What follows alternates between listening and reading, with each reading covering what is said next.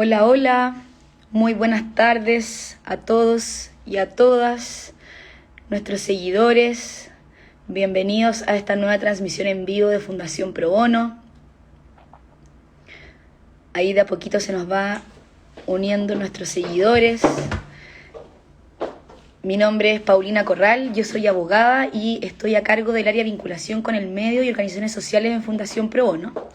Y el día de hoy vamos a conversar sobre los aspectos claves de la ley Karin, la ley número 21.643, ya que durante el último tiempo hemos recibido muchas consultas sobre el contenido y el funcionamiento de esta ley. Así que vamos a invitar en este momento a nuestro abogado experto.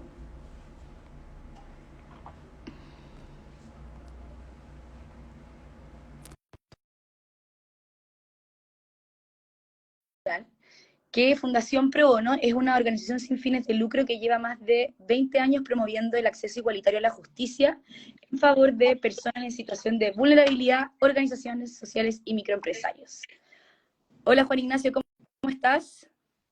Hola, ¿qué tal? Aquí estamos conectándonos. Bien, todo bien, ¿y tú? Qué bueno, muy bien también. Estaba justo recordando un poquito a todos nuestros seguidores el quehacer de Fundación Pro Bono. Así que un poco recordarles más bien que en el fondo atendemos a distintos grupos de personas, que en el fondo son aquellos quienes están en una situación de vulnerabilidad, pero también atendemos microempresarios y organizaciones sociales. ¿Y cómo los ayudamos? Bueno, en el fondo hacemos de puente entre este grupo de personas y nuestros miembros, que son abogados que trabajan en estudios, ¿cierto? En estudios jurídicos, en departamentos legales, y también de hecho hay abogados de manera individual que colaboran con Fundación Pro Bono. Y ellos están dispuestos a hacer su trabajo de manera gratuita, de manera pro bono, no cobran por sus servicios legales. Estos servicios legales pueden ser de distintas formas, tienen distintas índoles. Por ejemplo, puede ser asesoría jurídica o también puede ser apoyar a una ONG a poder incidir en políticas públicas, pero también puede ser desde la perspectiva de la educación legal. Y de hecho, este Instagram Live se enmarca dentro de eso, dentro de la educación legal. En esta línea de trabajo, lo que nosotros hacemos en nuestra fundación es poder llevar abogados, ¿cierto?, que a distintos lugares, en distintas plataformas, para que puedan explicar el contenido de la normativa a todos los ciudadanos. Entonces, es por eso que el día de hoy estamos acá, en esta plataforma de Instagram, para poder aprender sobre la ley CAI. Y para eso les quiero presentar a Juan Ignacio Monge. Él es abogado de la Universidad de los Andes, tiene un magíster, de hecho, en Derecho del Trabajo de la Universidad Adolfo Ibáñez, y él es socio de Garnam Abogados. Garnam Abogados es estudio jurídico, miembro de Fundación Pro Bono, y él lidera el área de laboral en dicho estudio. Así que te doy la más cordial bienvenida, Juan Ignacio, por estar acá el día de hoy con nosotros. Bueno, muchas gracias. La verdad es que muy honrado de estar participando en esta actividad de difusión. Además que la oficina Garnam Abogado ya tiene una larga relación ya con Pro Bono. Y son materias en las que justamente creo que los abogados tenemos que ser súper generosos, porque son temas nuevos, son temas a veces difíciles de entender y creo que siempre se valora y se agradece este tipo de actividades porque ha sido un año súper desafiante, por lo menos para los abogados laborales como yo, y me imagino también para las empresas grandes, pequeñas y para los trabajadores también, porque ha habido mucha norma nueva, así que nada, pues encantado de contribuir un poquito al conocimiento y a la difusión de estas novedades, ¿no? De todas maneras, muchas gracias bueno, por haber aceptado la invitación y por venir a explicarnos un poquito con peras y manzanas sobre de esta ley de la que tanto se ha hablado, y recordarles a todos quienes están conectados que pueden ir dejando sus preguntas acá en el espacio que nos deja Instagram para poder ir realizando las preguntas a lo largo de esta conversación, ¿cierto? Tenemos unos 40, 45 minutos, y también recordarles que va a quedar grabada en nuestras redes sociales, después van a poder revisarla en esta misma plataforma o incluso en YouTube, donde nos pueden encontrar como Fundación Pro Bono. Así que partamos, Juan Ignacio, partamos yo creo que desde lo más, un poco de contexto, ¿cierto? ¿Cómo surge la ley Karin? Eh, ¿De dónde viene esta ley? Si nos puedes comentar un poquito de eso.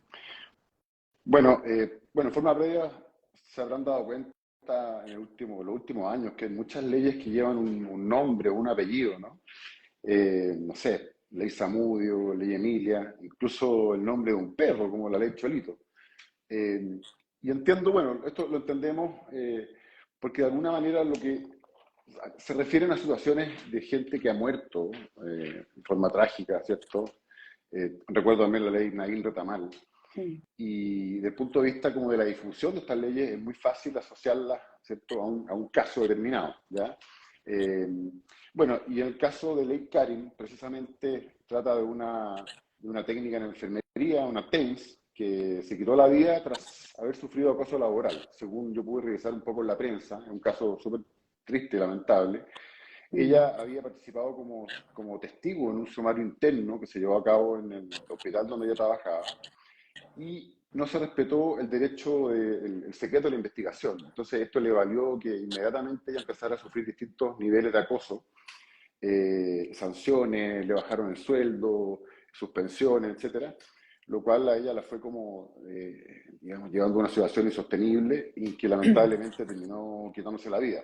Por eso esto, que, si mal no recuerdo, fue por ahí por el año 2019, la hermana de Karin levanta este tema y bueno, coincide también un poco con la ratificación por parte del Estado chileno del convenio 190 de la OIT, que justamente trata sobre la violencia y el acoso en el trabajo.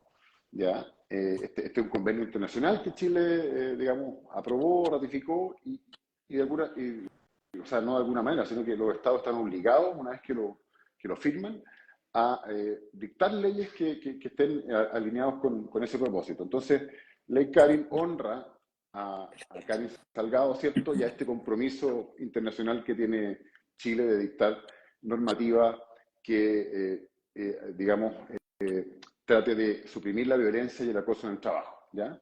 Eso es un poco como contexto general. Perfecto, perfecto. Juan Ignacio, nosotros hemos escuchado mucho que en el fondo se ha hablado aquí de que viene un cambio cultural, que esta ley va a implicar un cambio de paradigma, ¿cierto? ¿Qué crees tú sobre eso? ¿Es tan así? La verdad es que sí, porque, y después voy a desarrollar un poco el tema. No es que hoy día recién se esté regulando el acoso sexual ni el acoso laboral, son materias que ya estaban reguladas en nuestro código, que ya estaban sancionadas y al menos respecto del acoso sexual ya existía incluso estaba regulado cómo se investigaba. Pero cuando hablamos de un cambio cultural, yo diría que sería por dos cosas. Uno, porque esta ley incorpora una serie de conceptos y procesos que no estaban como en el imaginario colectivo o el imaginario laboral, la costumbre, ¿ya? Eh, Conceptos tales como bueno, aquí lo vamos a ver, la violencia en el trabajo, ¿cierto? Que no estaban. Y también hay un concepto de perspectiva de género, que es algo de lo cual hoy día se oye mucho, pero nadie sabe muy bien exactamente de qué va eso, Se como dicen los españoles. Entonces, trata. claro, o sea, uno se imagina un poco, pero son conceptos que todavía están un poco verdes, por decirlo de alguna manera. Hay mucha literatura, qué sé yo, pero no están todavía muy desarrollados. Entonces, primero porque tenemos conceptos y procesos nuevos que, como te decía, no estaban contemplados en nuestro conocimiento. Y además por algo que es más, yo diría, sociológico, que el mundo laboral con vida en realidad es muy distinta, digamos, lo que es la minería o lo que puede ser una panadería, y además generaciones o edades muy distintas, con diferentes miradas sobre el trabajo y sobre lo que puede ser divertido, lo que puede ser violento, eh, lo que puede ser galantería, ¿cierto? O lo que es acoso. Bueno, al menos yo voy a hablar por mí, porque yo soy un poco de los 80, ¿no? Nosotros, los que crecimos los 80, venimos con una cultura quizá, o sea, no quizá, claramente muy distinta a las generaciones más jóvenes, ¿ya? Yo me acuerdo mucho, quizás la gente más mayor como yo se acordará del eslogan de las zapatillas Power, que se portan bien cuando las tratan mal. Entonces era un comercial de una zapatilla que la metían al barro, qué sé yo, y ese eslogan, como que en la pega era como, oye, este gallo es, no, dale, zapatilla power, ¿ya? Mientras más lo exigí, el gallo más da.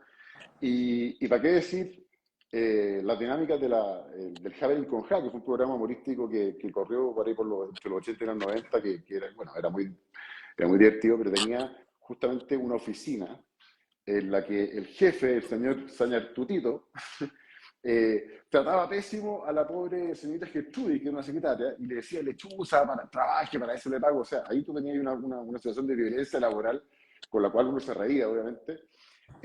Y también tenía una situación eh, como bastante de acoso con la otra secretaria, que era como la chiquilla como más bonita, qué sé yo. Y había ahí todo un tema, bueno, pero era, como digo, nosotros por lo menos nos criamos como riéndonos un poco de este asunto. Y bueno, así fueron los 80.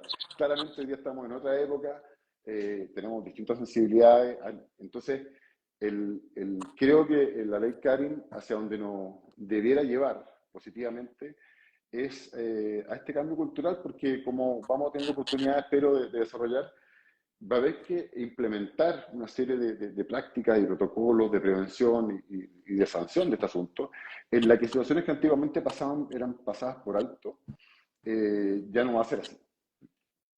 Perfecto, perfecto. Y Juan Ignacio, para que también todos que nos están viendo en este momento puedan un poco entender la diferencia o el antes y el después.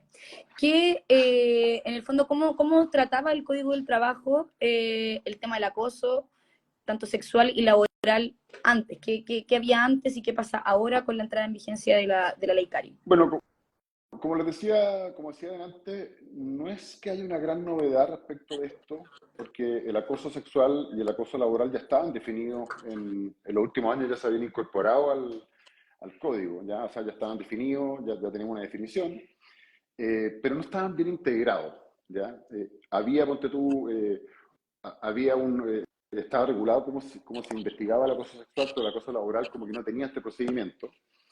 Eh, y de hecho, un poco, no quiero ser latero, pero un poco, las definiciones se mantienen un poco las mismas, ¿ya? El acoso sexual se sigue definiendo como el que una persona realice en forma indebida por cualquier medio, o sea, puede ser por teléfono, puede ser de forma física, ¿cierto? Requerimientos de carácter sexual no consentidos por quien los recibe, y que amenacen o perjudiquen su situación laboral o su oportunidad en el empleo.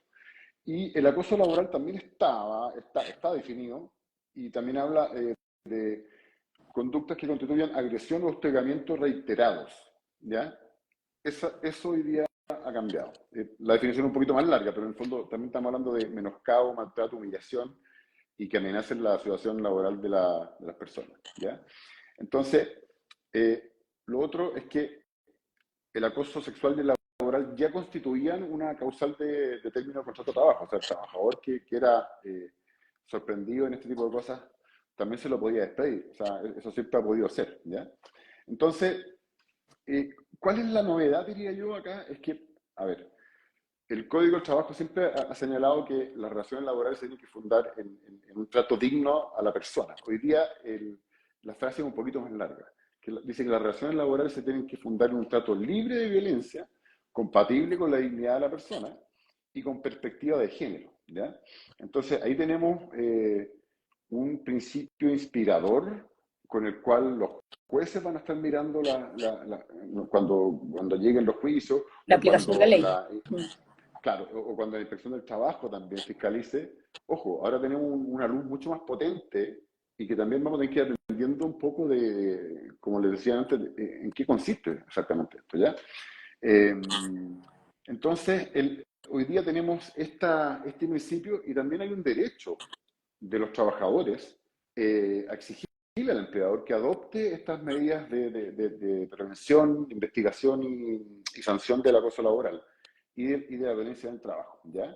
Entonces, por aquí está como el matiz. Entonces, para entender cómo fue que se hizo esto, bueno, se hizo como un paquete entre el acoso sexual, el acoso laboral y la violencia, y se los trata en un capítulo, digamos, del Código del Trabajo, donde, bueno, después vamos a hablar de los protocolos y todo lo que se tiene lo que se tiene que hacer, ¿ya?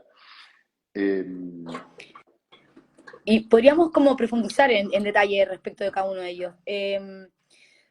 Hablábamos o partamos por el acoso laboral. ¿Cuáles son los cambios entonces que tú nos podrías señalar respecto de esto, del acoso?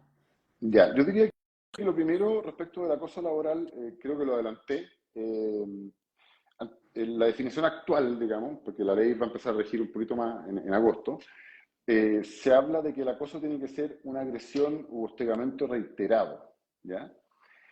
Entonces, la novedad ahora es que ahora basta con uno solo, ¿ya? Eso es re interesante. A ver, el acoso, desde el punto de vista como digamos, si uno fuera como a la definición, el acoso suele ser algo que es reiterado, ¿ya? Pero hoy día cualquier situación puntual puede ser considerada acoso también. Porque efectivamente, no sé, estoy pensando que pasa por al lado un compañero de trabajo y me dice, te la voy a ver conmigo. Con Eso podría eso yo ser, por puedo, ejemplo, considerado una conducta de acoso laboral, claro, o con esa sea, sola vez que te lo dijeron. pudiera haber una pura amenaza, o pongámosle algo, no sé, no sabes de lo que soy capaz. ¿Ah? Si te metes conmigo en esta pega no va a durar nada, no sé. Entonces, eh, cualquier, hoy día, o sea, antiguamente la gente tenía que decir, mira, me llevan persiguiendo todo este tiempo, tenía que haber una cosa reiterada, pero ahora a la primera. Entonces, ¿hacia dónde apunta esto? Es que aquí va a haber tolerancia cero al acoso laboral, ¿ya? Yo lo entendería así. O sea, no basta que haya una acumulación, sino que con cualquier amenaza, ¿cierto? Ofensa, bueno, de cierta gravedad, obviamente, pero eso se verá después. Ya estamos frente al acoso laboral, ¿ya? Y lo otro que creo que es importante también destacar, de los principales cambios, tenemos que ya, basta una sola situación, y también que es importante que sepamos que todo empleador, ¿ya?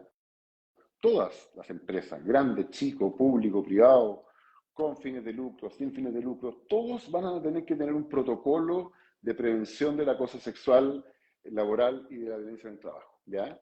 Porque a veces uno dice, no, esta norma a mí no me aplica, no, aquí a todos. Las empresas grandes van a tener que meterlo en su reglamento interno y las empresas pequeñas van a tener que igual tener este protocolo y darlo a conocer a sus trabajadores al momento de firmar el contrato, o bueno, los que ya están Anexarlo. trabajando, anexarlo y que la gente lo conozca, ¿ya? Entonces, creo que eso también es importante ponerlo de relieve, ¿cierto? Que esto corre para todos, ¿ya? Eh, Y este protocolo, Juan Ignacio, que va a ser exigible, ¿cierto?, en agosto, cuando entre en vigencia la ley, ¿de qué se trata un poquito el protocolo? No sé si nos puedas contar de repente el desde de ese protocolo. ¿Qué es lo que debería tener? ya, mira, esto ya está descrito en la ley, pero para no ser latero, te lo voy a decir más o menos así como más o menos a la rápida. Pero desde luego estos protocolos tienen que tener una identificación de los peligros, ¿cierto? Y los riesgos psicosociales que van en el trabajo. Y aquí tenemos que hablar de todo, o sea, tenemos el tema del acoso laboral, el acoso sexual y de la violencia en el trabajo también, ¿ya? No sé si me salté, no me lo he saltado todavía, ya vamos a entrar un poco a la violencia en el trabajo, que es un tema un poco más largo. Entonces, tenemos que identificar los peligros, tenemos que tener las medidas de prevención y las medidas de resguardo de la privacidad y la honra de los trabajadores que se ven involucrados en procedimientos de investigación y también, bueno, mecanismos de educación. Todo esto, como digo, y la gente lo va a poder ver, está en la ley ya. Y seguramente, o sea, no seguramente, están saliendo ya ciertos reglamentos, hay ciertas cosas que todavía no se han dictado, porque todo esto va a ir muy de la mano con el trabajo que hagan las mutuales con las empresas, ¿ya? Eh, porque esto es algo que igual es grande, ¿ya? Entonces uno podría entender que una pequeña empresa donde trabajan 3, 4 personas no tenga un departamento de recursos humanos, nada, ni un sindicato, ni un comité paritario. Entonces, eh, la información va a ir llegando. Estamos igual encima, un poco haciendo paralelo con la ley 40 horas, estábamos a una semana de la vigencia de la ley, estaban saliendo dictámenes que nos hacían tomarnos la cabeza a dos manos como chuta, esto era así. pero hay que estar ahí, hay que estar bien atento. Ya existe publicado un protocolo del Servicio Nacional de Migraciones, que es un servicio público, pero que es interesante que uno lo pudiera buscar así en internet o en la página del Congreso como para ver un poco cómo el calado de este tipo de protocolo. Y la Suceso, la Superintendencia de Seguridad Social, también va a sacar una circular que va destinada a las mutuales, pero que también está publicada en un periodo como de opinión pública. O sea, se puede consultar esta circular y se puede, en teoría, opinar o qué sé yo. O Y sea, en también es el fondo esos interesante. dos como que podrían utilizarse a modo de referencia, por así decirlo.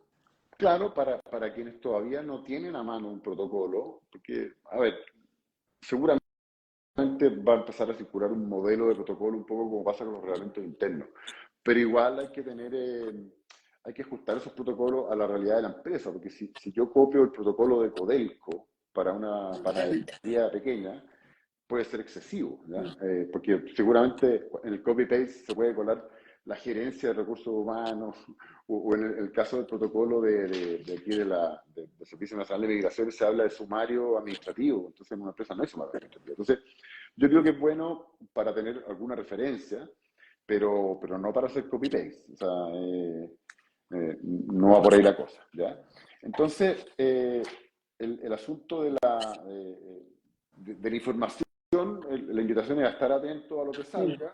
Las Mm. empresas que trabajan con mutuales, bueno, que se relacionen con la H, con la mutual, porque ellos están mandatados a implementar esto en las empresas. Así que seguramente, como te digo, va a haber un modelo circulando por ahí del cual uno se pueda colgar. ¿Mm? Oye, Juan Ignacio, bueno, de hecho, para todos los que nos están viendo acá, que yo creo que me imagino que hay muchas también organizaciones sin fines de lucro o incluso microempresarios, pueden contar con la ayuda de Fundación Pro Bono para efectos de redactar e implementar este protocolo. Yo creo que la pega para los abogados laboralistas va a crecer en este sentido con la entrada en vigencia de esta ley. Y nosotros al menos vamos, obviamente, a atender a este público que llevamos atendiendo, valga la redundancia, hace un tiempo, así que también los dejo invitados a que toquen las puertas de Fundación Pro Bono por si es que necesitan asesoría en esa materia. Juan Ignacio, por acá hay una pregunta. ¿Qué va a pasar o qué pasa con el sector público con la ley CARI? ¿Es aplicable o no? ¿Cómo funciona eso? Sí, totalmente. De hecho, yo estaba revisando, bueno, esos son a veces los problemas cuando la legislación sale un poco por goteo, ¿eh? Porque ya existía, ponte tú, en el mundo del deporte, había una ley anti-acoso, porque por alguna situación probablemente que ocurrió, ¿eh? En el sector público también hay algunas normas, pero bueno, va a ser aplicable también, así que esto no, aquí, como digo, no excluye a nadie. Nadie se salva, bueno, está Sí, bien. sí, sí. Eh, Juan Ignacio, entiendo que la ley también incorpora esto sobre violencia en el trabajo, pero generada por terceros, o sea, personas que no necesariamente son trabajadores en la misma empresa. Cuéntanos un poquito de eso, que yo creo que es bien interesante y va a ser quizás un poquito difícil, me imagino, en la práctica. No sé, no me imagino cómo va a ser esto.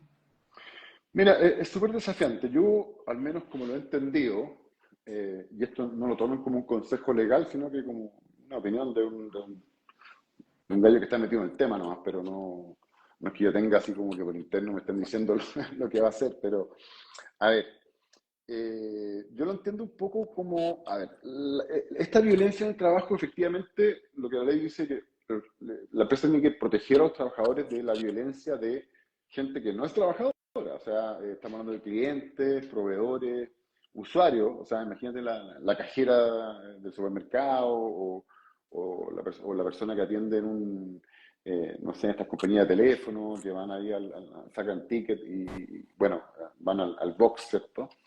Que son personas impredecibles, o sea, puede haber un cliente muy enojado y descargar toda su rabia contra la compañía por lo que le cobraron. Entonces, Mm. obviamente es imposible que una empresa pueda controlar 100% ese tipo de violencia. Pero sí yo creo que el asunto va un poco más a que las empresas sean capaces de identificar esos riesgos. Por ejemplo, ya, si yo atiendo público, bueno, ¿cuáles son los riesgos que tengo? Bueno, tengo el riesgo de un asalto, tengo el riesgo de que un cliente llegue, digamos, muy cargado contra las personas, y cómo yo también capacito a mis trabajadores, no solamente de advertirlo de que están estos riesgos, sino que de cómo reaccionar frente a una situación así, porque obviamente para cualquier persona, hombre, mujer o de la edad, sexo, condición que tenga, una situación violenta en tu trabajo de ese tipo, no todos tenemos las herramientas para lidiar con eso, ¿cierto? Para lidiar en el momento mismo, ni para lidiar después, porque hay gente que después de esto queda mal, ¿ya? Entonces, yo creo que el asunto va a ser cómo yo informo y capacito como empresa a mis trabajadores para enfrentar y manejar estas situaciones de violencia, y también cómo actúa o reacciona la empresa en el momento, frente a un episodio, tanto cuando ocurre o las medidas posteriores de apoyo que yo le puedo dar al trabajador o a la trabajadora para que ella pueda bajar un poco, ¿cierto? Y tener una asistencia psicológica de ser necesario, eh, eh, digamos, eh, bueno, o sea, entonces me quedo un poco con eso. Bueno, y la pregunta es, ¿cómo nos capacitamos para eso? Bueno, yo creo que ahí las mutuales van a tener harto que decir, ¿cierto? Eh, y también si la empresa, bueno, dependiendo del tamaño, si tiene comité paritario o departamento de prevención de riesgo, porque aquí hay mucho también de autogestión de la empresa, de hacer capacitaciones internas, ¿ya? Entonces, las empresas van a tener que, si no son capaces ellas mismas, porque son materias que no sé, pues no somos todos expertos en este asunto, van a tener Claro. que salir a buscar entidades o personas especializadas no sé, pues abogados, obviamente los abogados van a estar ahí, los prevencionistas, los psicólogos, incluso expertos en seguridad. Estoy pensando, no sé, cuando hay más riesgos, más no sé, de cosas más violentas, de manera de capacitar a la gente, y obviamente que de todo esto quede un registro, ¿ya? Porque cuando a una empresa se la juzgue por una situación así, tiene que ser capaz de demostrar que capacitó a sus trabajadores, ¿eh? Que, Bueno, que que hizo todo lo hubo un posible trabajo. para prevenir ese hecho. eh, Exactamente, porque a veces son como una fuerza mayor, un caso fortuito, es como, oye, mira, yo no puedo evitar, pero ¿qué hizo usted para ponerle, digamos, ciertas barreras a esto? O para que la persona no quedara tan perjudicada por esta situación. Así que eh, por ahí va un poco el tema de la violencia en el tercero, de terceros al interior de la empresa, contra los trabajadores de la empresa. ¿Mm? Perfecto. Juan Ignacio, nos están preguntando por la implementación de la ley. Nosotros ya habíamos dicho, ¿cierto?, que entra en vigencia a contar de agosto de este año, pero cuéntanos un poco, algunas veces las leyes se van implementando por etapas, ¿cierto? De manera gradual, como la ley de 40 horas, ¿cierto? O muchas veces también están en los reglamentos, que para todos los que nos están viendo, el reglamento viene a ser como una bajada de la ley en cómo esta va a funcionar. Entonces, si nos puedes contar un poquito de eso. Ya. En términos simples, esta ley va a entrar a regir de una, ¿ah? O sea, de un paraguaso, como dicen por ahí. Ya. Entonces, ahí en agosto ya empieza a regir. No hay como una gradualidad como hubo con la ley 40 horas, ¿cierto? O con algunas otras cosas. Ya, así que por ese lado, la ley empieza a regir y no hay vuelta que darle. Obviamente, bueno, hay esta tarea que hacer, porque hay que preparar estos protocolos. Eh, pero igual hay dudas y hay cosas que aún no han terminado como les comentaba antes, hay reglamentos y dictámenes que seguramente va a sacar la inspección del trabajo, interpretativo de cómo se aplica esto. Entonces, eh, y quizás uno podría esperar que hubiera una especie de marcha blanca de esta ley, ¿ya? Pero, no, o sea, un poco porque está el volumen de cosas, ¿ya? Está la carga de trabajo que va a tener la inspección del trabajo, porque después quizás si llegamos a ese punto vamos a poder desarrollarlo también. Los tribunales, hay muchos conceptos que están crudos o verdes, como decía antes, que van a tener también que desarrollarse. Entonces, hay cierto temor visto cierta aprehensión a las dificultades de la implementación de la ley, te diría yo, específicamente, yo creo que especialmente por el tema de la evidencia de terceros. Ese concepto a muchos nos tiene más o menos complicado porque si yo tengo que desarrollar una investigación de un hecho de violencia, ese tercero fue una persona que entró y salió y que probablemente no vaya a cooperar con la investigación, va a salir arrancando, ¿ya? Entonces, Claro, que tú no tienes ningún control respecto a esa persona. Es súper difícil. claro, no hay ningún control. Y lo otro te diría yo que también se va a ir viendo con el tiempo es cómo se va dibujando las conductas definidas como acoso sexual, acoso laboral o violencia en trabajo, porque es imposible dar un catálogo de qué sí y qué no, ¿ya? Al final son conceptos jurídicos que de alguna manera se van a ir, bueno, calificando mejor Dilucidando. en la medida. Exactamente, sí. Y a propósito de eso, Juan Ignacio, que nos están preguntando, ¿qué va a ser, qué es acoso, qué no es acoso? ¿Quién va a decidir eso? ¿Lo decide la dirección? ¿Lo va a decidir tribunales? Yo creo que quizás aquí hay que, si nos pudieras explicar más bien cómo va a ser el proceso de denuncia. O sea, se da una conducta de estas características y ¿qué tiene que hacer la persona? ¿A quién se denuncia o hasta qué punto va a ir la dirección de trabajo o hasta qué punto de frente a tribunales? No sé. Sí, o sea que es súper interesante tu pregunta porque, porque, a ver, si nos vamos como a lo que dice la ley, es que ante cualquier denuncia la empresa tiene que iniciar una investigación, ¿ya? Y si la empresa no es capaz, tendrá que derivarlo a la inspección del trabajo. O sea, o investiga la empresa o investiga la inspección del trabajo, ¿ya? Eso es como lo primero.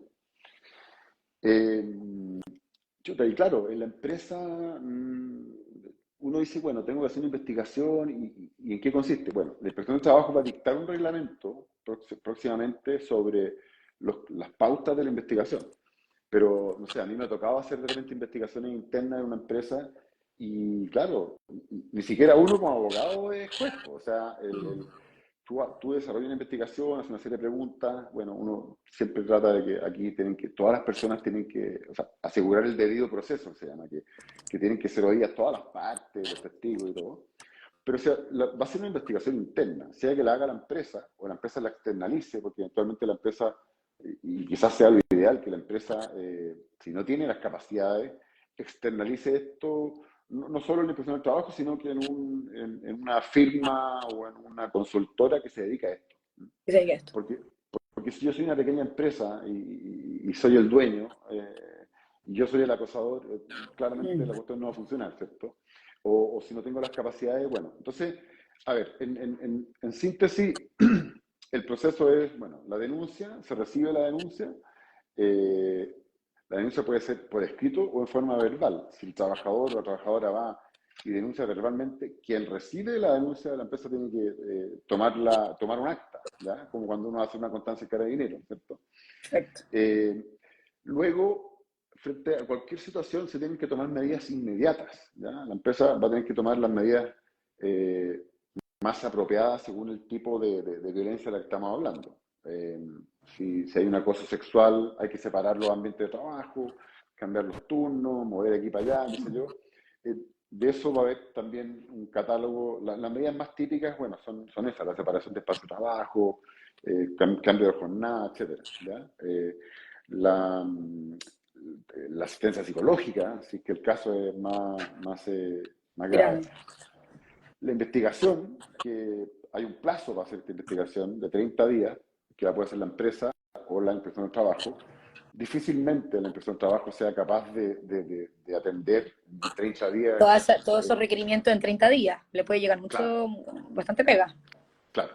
Y para resumir un poco y no ser latero, bueno, una vez que la empresa termina su investigación interna, tiene que remitir estos antecedentes a la inspección del trabajo, que ella va a hacer una revisión que no creo que va a ser muy de fondo, sino que más bien de forma. En el fondo, si se respetaron ciertos parámetros y la inspección puede decir, mira, está bien o le falta algo, y si la inspección no dice nada, bueno, se tiene por bueno lo que la empresa investigó, y bueno, y después queda la parte de tomar medidas, porque la empresa no basta con investigar, o sea, la empresa tiene que sancionar, dependiendo de la gravedad la conducta, bueno, desde amonestación hasta el despido del trabajador o la trabajadora involucrado en el asunto, ¿ya? Así que creo que así O resumí la más o menos. inspección podría ordenarle a esa empresa tener que despedir, por ejemplo, al trabajador. Mira, no creo que la inspección llegue a eso, pero porque en el fondo lo que la inspección te va a decir, mira, su sumario, o sea, perdón, su investigación está bien, usted tome las medidas que Sí, correspondan. ¿Ya? corresponde. Sería, Ya. claro, sería raro que la inspección te diga, échelo, ¿no? Porque, Perfecto, o sea, porque la inspección no va a decir qué sanciones van a ser aplicables al caso en concreto, sino que no.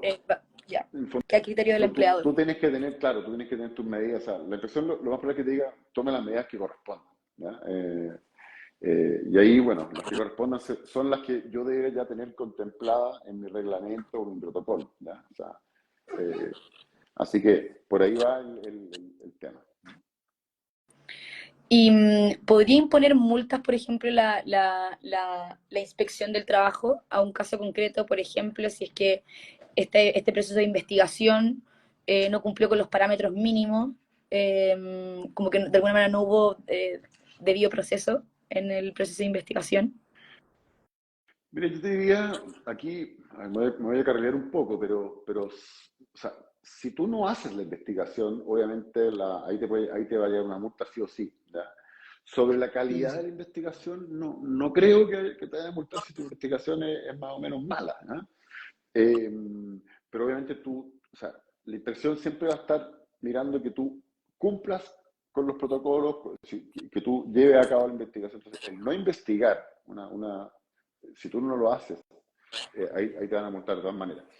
Pero la inspección no te va, creo yo, no te va a decir lo que tú tienes que hacer, sino que haga lo que usted tiene que hacer. ¿Ya? Esa es un poco la posición. Perfecto. Mira, acá nos están preguntando si es que cuál es el plazo, o no sé, cuál es el plazo quizás para tomar las medidas correspondientes si la inspección no se pronuncia. Claro, a ver, se supone que la investigación tiene que concluir en 30 días y si y una vez que tú la mandas a la inspección, si mal no recuerdo, tiene 15 días, o sea, perdón, hay un plazo de 15 días para este pronunciamiento y luego las medidas las tienes que tomar en forma, no sé si son 3 días o inmediata, ¿ya? O sea, tú No. tienes que implementar las medidas. Tampoco te puedes quedar sentado evaluando si tomas o no tomas las medidas. O sea, aquí hay que ser bien concreto porque no hay que perder nunca de vista que aquí lo que está en juego es la integridad psicológica de las personas, ¿ya? Entonces sería una tragedia, creo yo, que las cosas quedaran en nada. O sea, lo importante es que aquí haya una investigación y que haya una resolución. Mira, en realidad esto no fue tan acoso, no fue, o sí lo fue, y se vaya despejando ir despejando un poco esta nube que queda siempre cuando hay esta situación. Perfecto. Acá también nos están preguntando si es que la ley Karin establece nuevos delitos, pero en materia laboral. Ya, mira, no son delitos propiamente tales, porque los delitos los ve el Código Penal, ¿ya? Uno podría llamarlos como ilícitos, ¿ya? Como conductas ilícitas, pero para que se entienda bien, aquí no son delitos, ¿ya? O sea, no es que un trabajador o una empresa se vaya a ir preso por, eh, por haber incurrido en estas conductas, sino que son conductas indeseadas, ¿cierto? Por la ley y que se van a sancionar bueno, a nivel de término del contrato de trabajo, a nivel o de multa de la inspección del trabajo, pero hasta ahí llega, no metamos al mundo penal aquí, ¿ya? Así que buena la pregunta, no son delitos, ¿ya? Perfecto. Estoy revisando aquí si es que hay más preguntas. Están todos saludando acá, hay aplausos. Buenísimo. Oye, Juan Ignacio, nos preguntan si es que la Contraloría va a tener algún rol en términos de fiscalización de la ley Karin. A ver, la fiscalización propiamente tal es materia de la inspección del trabajo, en estos casos, pero sí interesante que la Contraloría también, porque, bueno, también están las municipalidades, ¿ya? Entonces, la Contraloría efectivamente va a intervenir en el caso de los funcionarios municipales. Y si mal no recuerdo, las denuncias cuando involucren al alcalde o a los concejales o a los cargos de jefatura, el sumario va a tener que hacer la Contraloría directamente, ¿ya? Claro. Y en cambio, Tuvimos un problema logístico acá de conexión, así que tuvimos que finalizar la transmisión que estábamos llevando, pero ahora nos volvimos a conectar y de hecho estamos esperando que ingrese Juan Ignacio. La explicación, así que les voy a pedir un poco de paciencia. En todo caso ya estamos terminando, hemos resuelto varias dudas, ahí está Juan Ignacio. Nos fuimos a negro, Juan Ignacio. bueno, pasa hasta en las transmisiones internacionales, no le va a pasar a uno, ¿no? Claro, ¿cómo nos va a pasar a nosotros? Decís tú. Problemas de origen, como ponían ahí en la vía satélite. Oye, Ay, no sé pero dónde, eso, no, estábamos no sé hablando dónde nos sobre, la quedamos. pregunta era cuál era el rol, si es que había algún rol de la Contraloría en el proceso de fiscalización y implementación de la ley Karim. Claro, sí, la Contraloría entonces, como te decía, va a ser la que lleve los sumarios de los altos cargos de las municipalidades y también va a funcionar como instancia de reclamo en caso de que las medidas que se apliquen no satisfagan al denunciante, ¿ya? Porque generalmente estos sumarios, estoy haciendo recuerdos de mis tiempos en que trabajé en la querida municipalidad de Coyhaique, aprovecho de mandar un saludo para Coyhaique, hace muchos años atrás.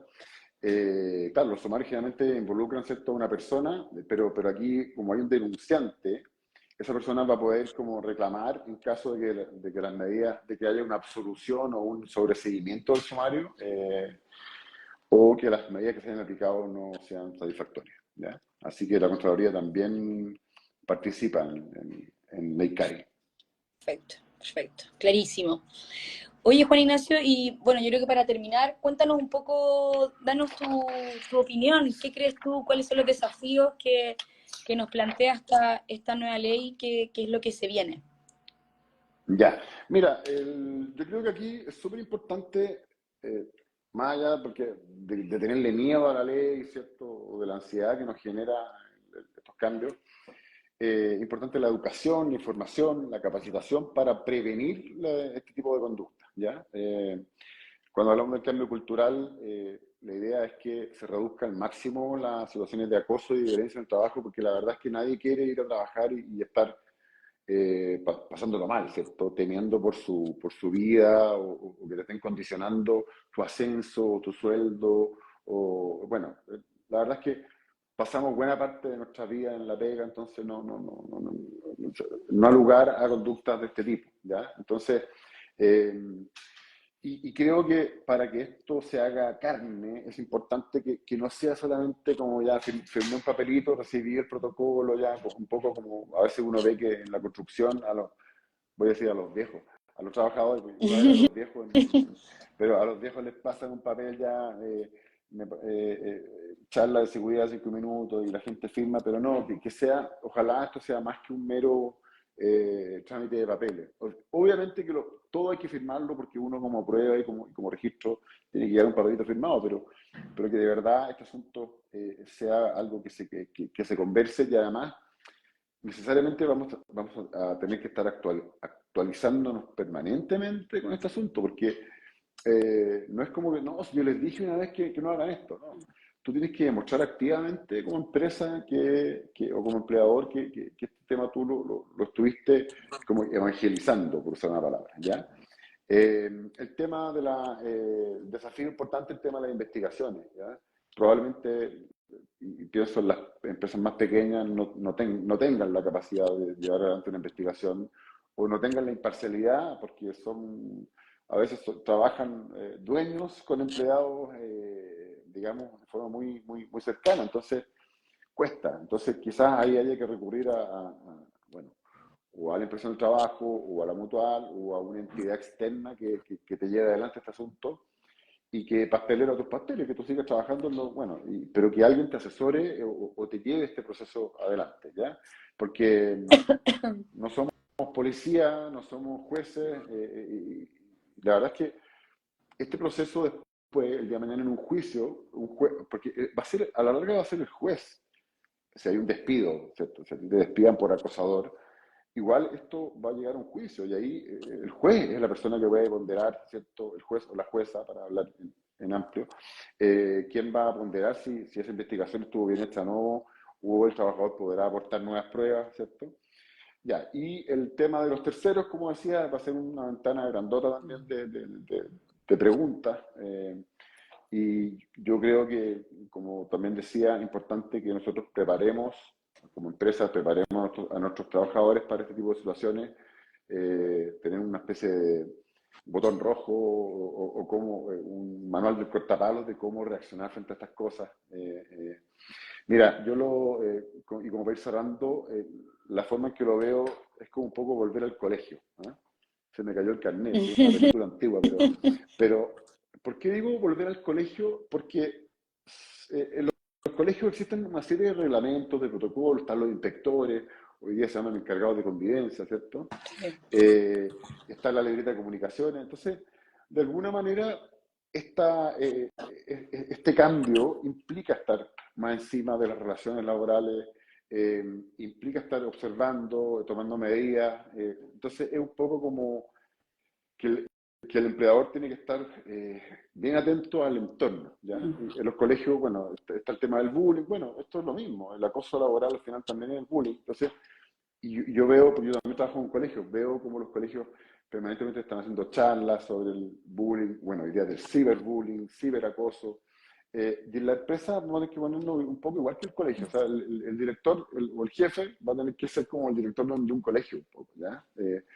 Así lo veo yo, estoy haciendo una comparación, pero No, pero una buena, es para, verdad. sí. Y te diría que también para cerrar un poco con el tema del cambio cultural, hay algo que me dio mucha risa que el otro día vi en la calle, una publicidad que decía, no seas empresaurio. Empresaurio, como refiriéndose al empresario que no se sube a las nuevas tecnologías, ¿ya? Entonces, claro, las empresas, por un lado, van a tener que subirse a este carro de la, bueno, no solamente de la no violencia, también de la no discriminación, etc. Pero también los trabajadores también tienen que subirse. O sea, tampoco tienen que ser trabajasaurios, ¿ya? O sea, No, acá hay todos, pega de porque al todo. final, O sea, todos claro, tenemos que subirnos al carro. exactamente, porque al final todos somos responsables de construir una cultura basada en el respeto, ¿no? Mm. Esto no puede ser una mochila solamente del empleador que esté como todo el día pegando coscachos a los trabajadores, pues, oye, hiciste esto.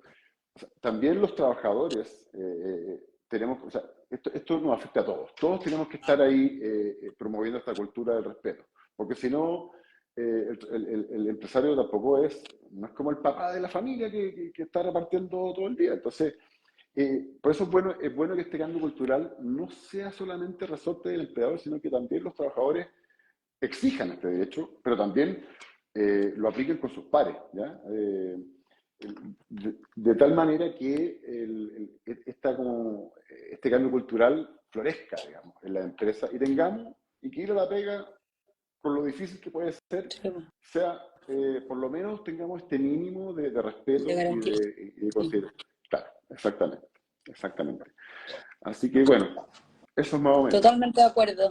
¿Mm? Totalmente de acuerdo y agradecerte un montón por tu exposición o por, ¿verdad? Por esta conversación que tuvimos.